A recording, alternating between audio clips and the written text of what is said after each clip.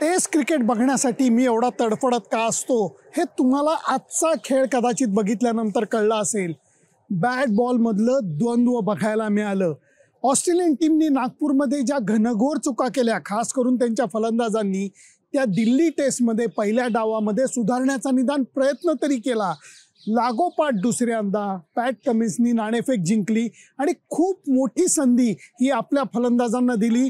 त्या मानाने मी म्हणेन की ऑस्ट्रेलियन फलंदाजांनी विकेटची धास्ती थोडीशी कमी घेतली होती, परंतु आज एक गोष्ट नजरेमध्ये आली की मोहम्मद शमी आणि सिराजनी भारताच्या विकेटवरती असा काही तिखट मारा करून दाखवला।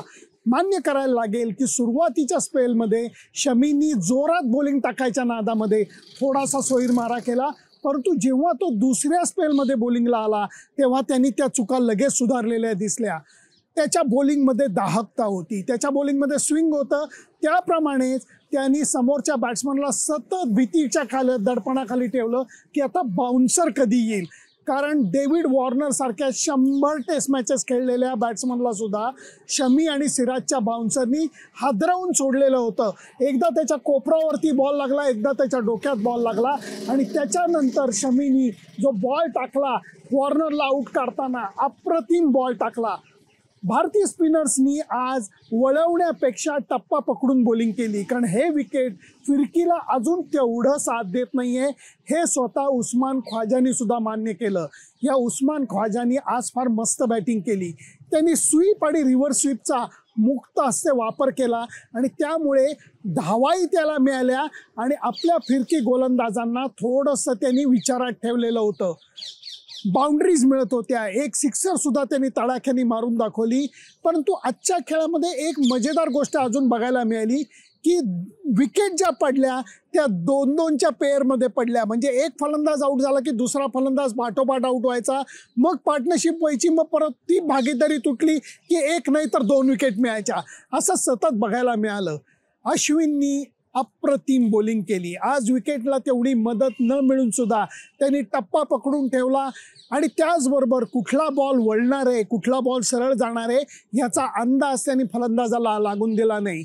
लबुशेन आऊट झाला आणि त्याच्याही पेक्षा त्यांनी लगेच हा शब्द महत्त्वाचा, लबुशेनला त्यांनी बॉल वळवून आऊट काढलं आणि त्याच्यानंतर सर्वात जो ऑस्ट्रेलियाचा धोकादायक बॅट्समन आहे तो म्हणजे स्टीव्ह स्मिथ, त्याला त्यांनी बॉल बाहेर काढून म्हणजे न वळवून स्लायडरसारखा बॉल टाकून त्यांनी कॉट बिहाइंड केलं। अप्रतिम जाळ्यामध्ये त्यांनी स्टीव्ह स्मिथला सापडवलं असं म्हणता येईल। ह्या 2 विकेट लागोपाठ गेल्यानंतर खरं तर ऑस्ट्रेलियन टीमला दडपण आलं होतं, पण त्यावेळेला ख्वाजानी सकारात्मकता सोडली नाही। 10 फलक त्यांनी सतत हालता ठेवला आणि त्याचा परिणाम आज आपल्याला शेवटच्या स्कोरवरती झालेला दिसेल। उस्मान ख्वाजा शतकाकडे सुसाट निघालेला होता। अशा वेळेला रवींद्र जडेजानी भागीदारी तोडली हे तुम्हाला स्कोरबोर्डमध्ये दिसेल, पण ती विकेट ही रवींद्र जडेजाची नव्हती, ती विकेट के.एल. राहुलची होती। कारण के.एल. राहुलनी काय अप्रतिम झेल पकडलाय, अंगाच्या मागं म्हणजे लांब तर तो सूर मारलेला होता, अंगाच्या मागं त्यांनी कॅच पकडलेला आहे। त्याचा कॅच किंवा त्यांनी ट्रॅव्हिस हेडचा स्लिपमध्ये पकडलेला कॅच, दोन्ही कॅच अप्रतिम होते। तसं बघायला गेलं तर भारताची फिल्डिंगच आज चांगली राहिलेली आहे, कॅचिंग चांगलं राहिलेलं आहे। अक्षर पटेलचा अपवाद वगळला तर रवींद्र जडेजा आणि त्याच्याबरोबर अश्विननी आज टिचून मारा केला आणि त्याला शमीनी साथ दिली। शमीला खूप खुबीने वापरलेलं आहे आज रोहित शर्मानी, फील्ड प्लेसमेंटही त्यांनी सुंदर लावलं होतं आणि त्याचबरोबर कधी या एंडनी कधी त्या एंडनी त्यांनी शमीला बॉलिंगला मागवलं आणि शमीनी त्याचा जोरदार फायदा घेतला। त्यांनी नंतरच्या सत्रात केलेला मारा हा ऑस्ट्रेलियाच्या तगड्या बॅट्समनला सुद्धा झेपत नव्हता। त्यांनी बोल्ड काढलेला आहे काही बॅट्समनला, हे आपल्याला विसरायला नको। आणि म्हणून जरी उस्मान ख्वाजानी सुंदर बॅटिंग केली आणि चांगले धावा केल्या, पीटर हँड्सकम ज्यांनी नागपूरला सुद्धा चांगली बॅटिंग केली, त्यांनी इथं सुद्धा चांगली बॅटिंग केली, या दोघांनीही चांगली खेळी उभारून सुद्धा भारताला ऑस्ट्रेलियाचा डाव 263 धावात संपवता आलेला आहे। ही गोष्ट आजच्या खेळाचे वैशिष्ट्याची राहिलेली आहे। माझ्या मते हे विकेट बॉलर्सना थोडं साथ देतंय, शमीनी ते दाखवून दिलंय, आपल्या फिरकी गोलंदाजांनी दाखवून दिलंय, परंतु या विकेटवरती बॅटिंग करणं अशक्य नाही हे ख्वाजा आणि हँड्सकमनी दाखवून दिलेलं आहे। भारताने उरलेल्या 9 ओव्हरमध्ये नाबाद राहून 20च्या पुढच्या धावा गोळा केलेल्या आहेत आणि मला वाटतं रोहित शर्मा असू देत, KL राहुल असू देत, विराट कोहली असू देत, श्रेयस अय्यर असू देत, सगळ्यांच्या डोक्यात एकच असणार की सामन्याच्या दुसऱ्या दिवशी जाऊन विकेटवरती तंबू ठोकायचा. त्यातनंही ऑस्ट्रेलियन संघाने आज खूप मोठा सट्टा लावलेला आहे. फक्त पॅट कमिन्स हाच त्यांच्याकडे फास्ट बॉलर आहे. उरलेले 3 स्पिनर आहे, त्याच्यापैकी एक स्पिनर भरपूर टेस्ट मॅचेस खेळला आहे, अर्थातच नेथन लायन. परंतु त्याच्याबरोबरचा कुनी आज डेब्यू करणारा होता. त्याच्याबरोबरचा मर्फी हा फक्त एक टेस्ट मॅच गेली खेळलेला आहे. त्यामुळे अनुभव हा त्यांच्या फिरकीकडे नाहीये, हे आपण लक्षात घेतलेलं पाहिजे. हे गॅम्बल हे त्यांच्या अंगलटी येऊ शकतं असा माझा अंदाज आहे. त्यामुळे सामन्याचा दुसरा दिवस हा पहिल्या दिवशीपेक्षा मजेदार ठरेल, जेव्हा भारतीय संघाला नागपूर कसोटीप्रमाणे सामन्यावरती वर्चस्व गाजवायची खूप चांगली संधी मिळणार आहे.